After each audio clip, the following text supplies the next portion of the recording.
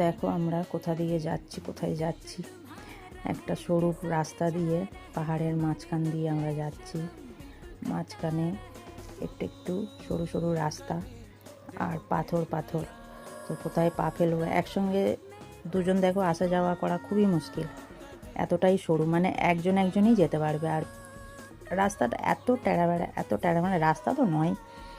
তো ওই নিচের দিকে দেখলে তো বুকের ভেতরে ধুকধুক ধুকধুক করছে, এত খাই। যদি একবার পাপ স্লিপ খেয়েছে তো গেছে, সেখানে আমি এবার ভিডিও করছি।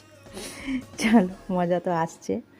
তো আমরা এসেছি রাজস্থানের একটা গঙ্গোত্রী যমুনোত্রী বলে জায়গা আছে সেখানে।